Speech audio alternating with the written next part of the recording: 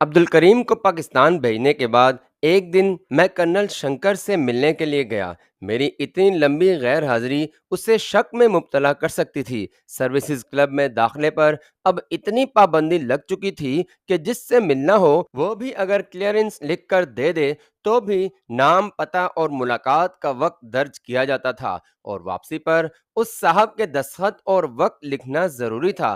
ان مراحل کو طے کر کے جب میں کرنل شنکر کے پاس پہنچا تو اس نے ایک پھیکی مسکراہٹ سے میرا استقبال کیا۔ لان میں ہی اسی جگہ اس نے محفل جما رکھی تھی۔ میں جا کر اس کے پاس بیٹھ گیا اور اپنی غیر حاضری کی وجہ بمبئی جانا اور واپسی پر طبیعت کی خرابی کا بتایا۔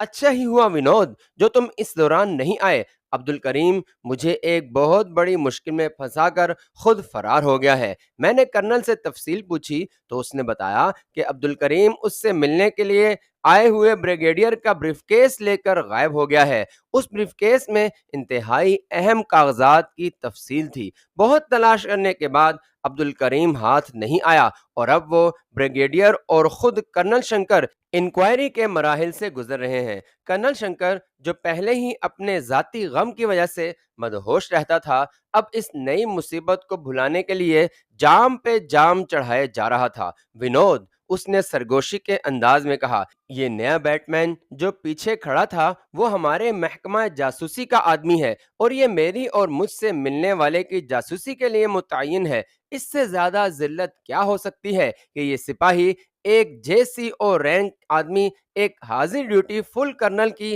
اس کے سامنے جاسوسی کریں، پھر رینکس بھی مجھ سے کم تر درجے کے جوان افسر مجھ سے تفتیش کرتے وقت سر کے لفظ کا چھلکا لگا کر مجھ سے ایسے ذلت آمیز سوال کرتے ہیں کہ جی چاہتا ہے انہیں شوٹ کر دوں۔ میں نے تو پکا فیصلہ کر لیا ہے کہ انکوائری کے نتیجے میں اگر مجھے فوج سے نہ نکالا گیا تو میں خود فوج چھوڑ دوں گا۔ مجھ سے یہ ذلت آمیز زندگی اب مزید برداشت نہیں ہوتی۔ میرا قصور کیا ہے؟ بیٹ مین عبد الکریم کو اسی محکمے والوں نے خود اپنی تسلی کے بعد مجھے دیا تھا اور وہ بریف کیس لے کر بھاگ گیا، تو اس میں میرا کیا قصور ہے؟ یہ غلطی تو اس بریگیڈیئر کی ہے کہ اتنے اہم کاغذات جن کے دفتر سے نکالنے کی اجازت تک نہیں ہے وہ بریف کیس میں لیے پھر رہا تھا۔ چونکہ تفتیش بھی اسی کا محکمہ کر رہا ہے، اس لیے وہ سارا مدعا مجھ پر ڈالنے کی کوشش کر رہے ہیں۔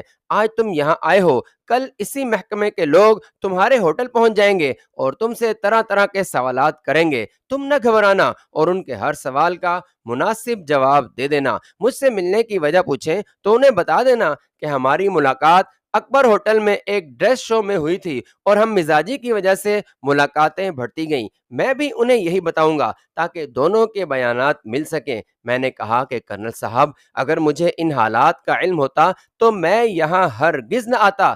یہ بات نہیں، بلکہ تمہارا یہاں آنا میرے اور تمہارے حق میں بہتر ہوا ہے۔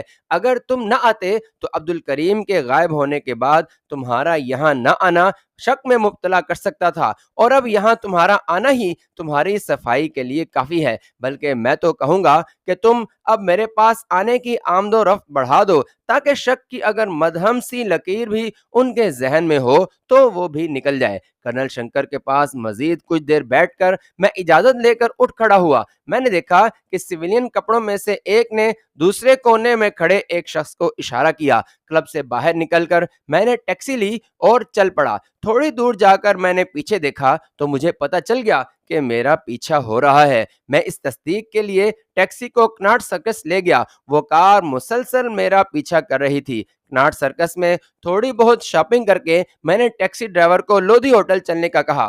ہوٹل تک اس کار نے ہمارا پیچھا کیا۔ میں تو ٹیکسی کو فارغ کر کے ہوٹل کے اندر چلا گیا۔ نامعلوم وہ گاڑی کب تک وہاں کھڑی رہی۔ میری موبائل نگرانی شروع ہو چکی تھی اور بہت جلد انکوائری شروع ہونے والی تھی۔ میں کمرے میں چلا آیا اور ان سے نمٹنے کے ذرائع سوچنے لگا۔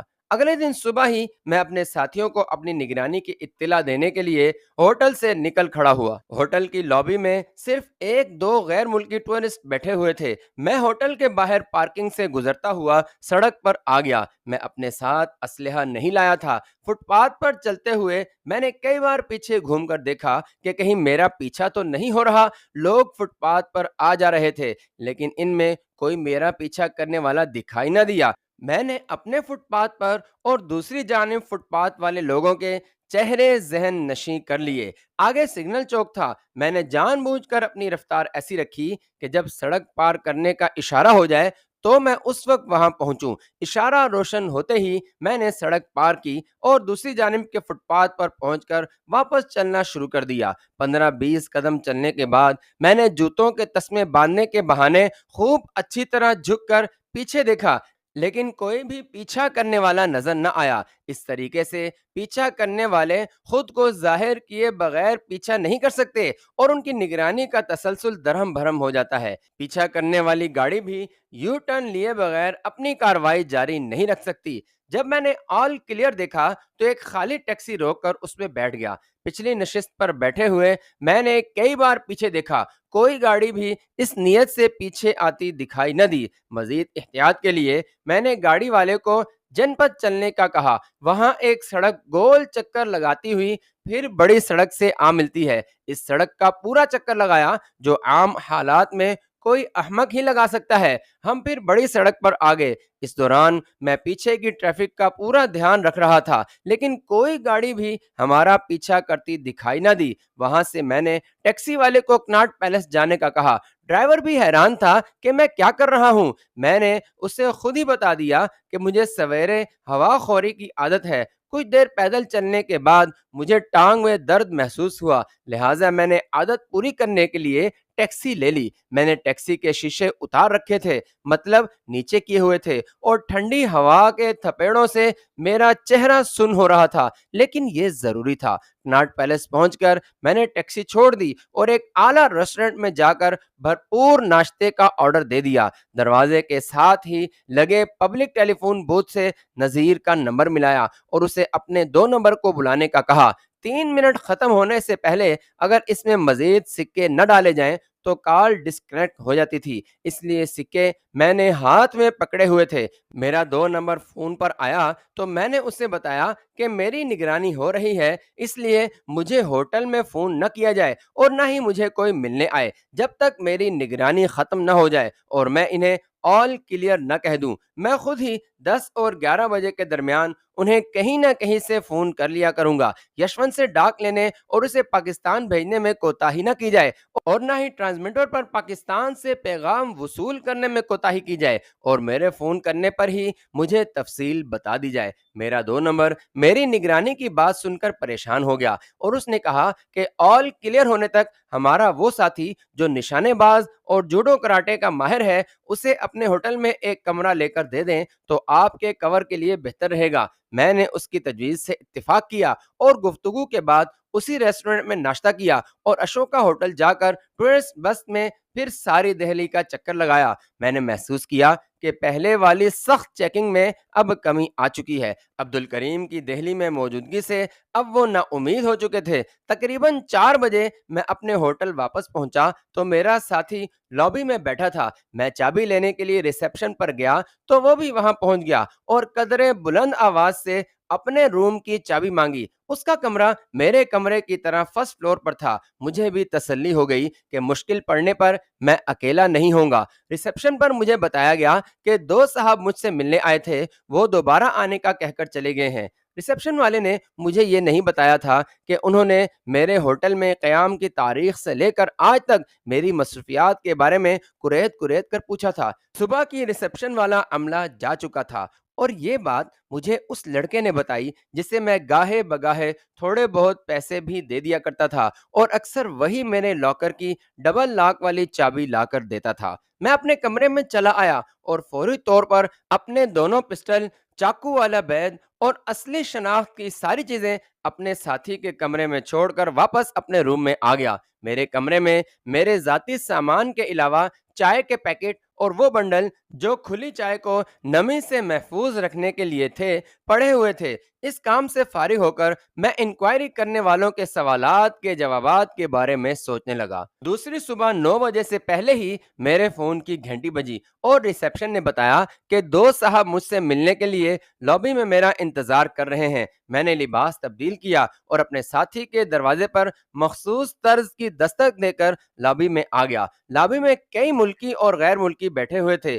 دو شخص مجھے دیکھتے ہی کھڑے ہو گئے اور میری طرف بڑھے۔ غالباً کل انہوں نے میرے حلیے کا ریسیپشن سے پتہ کر لیا ہوگا۔ انہوں نے آگے بڑھ کر میرا نام پوچھا۔ جب میں نے ونود چوپڑا بتایا تو انہوں نے کہا کہ ہم آپ سے کچھ معلومات لینا چاہتے ہیں۔ میں نے ان کا تعارف پوچھا تو انہوں نے کہا کہ وہ فوج کے انتہائی حساس ادارے سے آئے ہیں۔ ان میں ایک ادھیڑ عمر اور دوسرا جوان تھا۔ میں انہیں لے کر کافی شاپ میں آ گیا اور اپنے لیے اور ان کے لیے کافی منگوائی۔ اتنی دیر میں میرا ساتھی بھی دوسرے ٹیبل پر آ کر بیٹھ گیا۔ بظاہر تو وہ چائے پینے اور اخبار پڑھنے میں مگن تھا، لیکن اس کا دھیان ہماری ہی طرف تھا۔ میں نے انہیں کافی پیش کرتے ہوئے پوچھا کہ بتائیں میں آپ کی کیا سیوا کر سکتا ہوں۔ ادھیڑ عمر نے مجھ سے میرے کاروبار کے بارے میں پوچھا تو میں نے انہیں بتایا کہ کھلی چائے کا بیوپاری ہوں، بمبئی میں رہتا ہوں اور گزشتہ چند ماہ سے کاروبار کی وسعت کے لیے دہلی میں مقیم ہوں، کیونکہ یہاں سے پنجاب، ہریانہ، دہلی، اتر پردیش میں میری چائے کو پذیرائی مل رہی ہے۔ میری بات سن کر وہ فوراً ہی کرنل شنکر پر آ گئے اور اس سے میرے تعلقات کے بارے میں پوچھا۔ میں نے کہا کہ کرنل شنکر سے میری پہلی ملاقات غالباً اشوکا یا اکبر ہوٹل میں ایک ڈریس شو میں ہوئی تھی۔ پہلی ملاقات میں ہی اپنی ہم مزاجی کی وجہ سے ایک دوسرے کو پسند کرنے لگے۔ نتیجتاً میں اکثر اپنی خالی شامیں کرنل شنکر کے ساتھ گزارتا ہوں اور آج شام بھی کرنل صاحب کے پاس جاؤں گا۔ پرسوں شام بھی ان کے ساتھ تھا۔ میں نے ان سے پوچھا کہ میں ابھی تک سمجھ نہیں پایا کہ آپ کی پوچھ گچھ کا مقصد کیا ہے۔ میں نے انہیں کہا کہ اپنے دیش کے لیے میں ہر ممکن تعاون کرنے کے لیے تیار ہوں، لیکن مجھے کچھ بتائیں تو صحیح۔ اب وہ مجھے کیا بتاتے، لگے ادھر ادھر کی باتیں کرنے۔ میں نے انہیں کہا کہ میں نے ابھی آپ کی شناخت دیکھی بھی نہیں ہے اور آپ کی زبانی باتوں پر بھروسہ کر کے سب کچھ بتا دیا۔ اب میں اس وقت تک آپ کی کسی بات کا جواب نہیں دوں گا جب تک آپ پوچھ گچھ کی وجہ نہ بتائیں۔ میں کوئی اجنبی یا انجان شخص نہیں ہوں۔ میری سینٹرل منسٹری سے لے کر فوج کے اعلیٰ افسران تک رسائی ہے اور آج شام کرنل شنکر کو بھی آپ کی یہاں آمد کا بتاؤں گا۔ میری اس دھمکی آمیز گفتگو نے ماحول یکسر بدل دیا۔ اب وہ میری اس طرح سے منتیں کر رہے تھے کہ یہ محض ایک غلط فہمی تھی جو انہیں یہاں لے آئی۔ وہ مجھے اس ملاقات کو یہیں بھول جانے کا کہہ رہے تھے۔ میں نے انہیں کہا کہ میں ایک آزاد دیش کا آزاد شہری ہوں، انکم ٹیکس ادا کرتا ہوں، کسی غیر قانونی کام میں ملوث نہیں ہوں اور آپ بتائے بغیر مجھ سے سوال کر رہے ہیں اور میں نے ایک شریف شہری کی طرح آپ کے سوالات کے جواب دیے ہیں۔ میری ان باتوں سے وہ بالکل ہی دھیمے پڑ گئے اور کئی بار معذرت کرتے ہوئے رخصت ہو گئے۔ اس دوران میری اندرونی کیفیت کچھ یوں تھی کہ میں اچھا خاصا خوف زدہ ہو چکا تھا۔